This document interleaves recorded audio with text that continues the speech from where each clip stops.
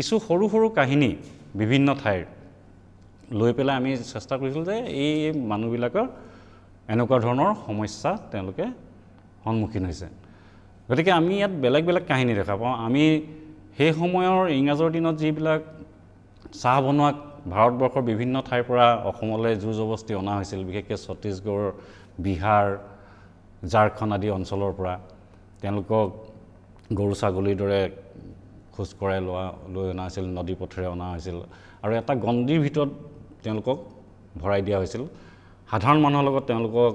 তেওঁলোকে কথা বতৰা পাতিব নোৱাৰিছিল অসমৰ সাধাৰণ মানুহৰ লগত তেওঁলোকক এটা